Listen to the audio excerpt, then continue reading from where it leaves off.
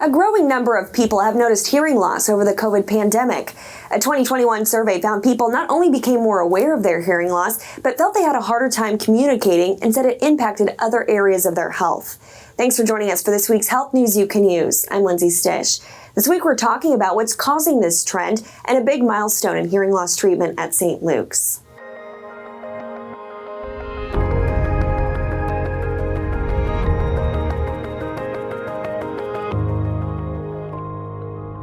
With me today is Kristen Lewis, audiologist at St. Luke's Midwest Ear Institute. Thank you so much for joining us. You're welcome. So why are we seeing this trend with a growing number of people noticing hearing loss over the pandemic? You know, I think that the pandemic has affected everybody in a variety of different ways, but it's had a really significant impact on people that are hard of hearing. And I think the biggest thing is that we're wearing masks, which are critical to prevent the spread of the virus.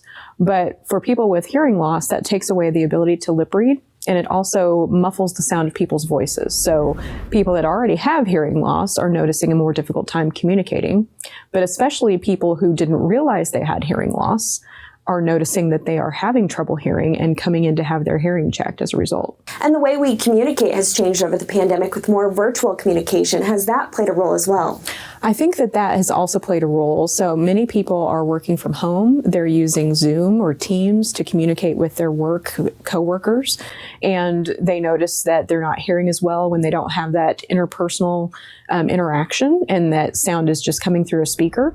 They might be wearing earbuds or other types of devices, and so the quality of the sound that they're hearing is not the same. So that has also spurred people to come in and have their hearing checked. So can you explain who has been most affected and how it can also impact other areas of health? You know, a person's ability to hear really has an impact on their overall well-being. You know, if somebody can't really hear and understand, they may not understand medical directions. And sometimes people that have hearing loss are embarrassed, or they may want to try to avoid an awkward interaction. So they just sort of nod and agree with what's being said, but they may not have really understood. So that can affect their ability to follow medical directions. They may withdraw from family members and other events or activities because it's too difficult to communicate. So I think that we're seeing this effect across the range of ages, but we do notice that people that are a little bit younger than typical, you know, maybe in their late 40s or 50s, are coming in noticing that they've had a harder time hearing over the pandemic with masks and maybe didn't realize how much they were relying on lip reading or other communication cues. So what are the early signs of hearing loss? Certainly the most early signs are asking for repetition or saying what or huh. And other signs would be having a really hard time understanding in noisy situations like restaurants. Those are certainly challenging for everybody, but noticing that you're really struggling can be an early sign. And then often people will notice that maybe the TV is louder than their spouse wants it or their family members. So what are the best prevention measures? The best thing people can do to prevent hearing loss is to protect themselves from loud noise. You know, hearing loss is hereditary. There's a hereditary component to it. And of course, we can't really do much about that. But noise exposure can exacerbate or speed up that process. So simply by wearing hearing protection during loud, noisy activities, even like mowing the lawn or going to a concert, can be very helpful.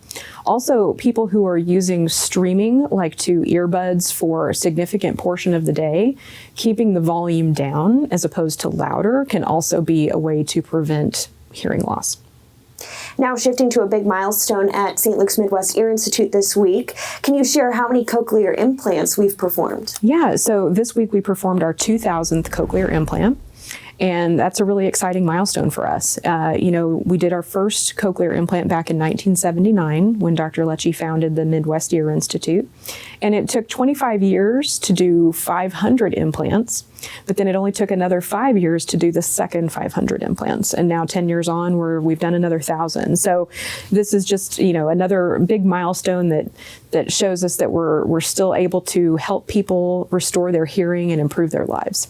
Absolutely exciting. Well, share how far technology has come since doing that first implant. So the first cochlear implants actually just had one electrode, and it would just stimulate the auditory nerve and maybe give some pattern perception or help people with lip reading. But now cochlear implants have anywhere from 12 to 22 electrodes, so it can pick up the full range of frequencies. People are able to understand speech without lip reading. They can talk on the phone, and the devices now actually can pair to your cell phone to stream phone calls and other audio just like you would to earbuds. Wow, that's great. Was there anything else that you'd like to add today?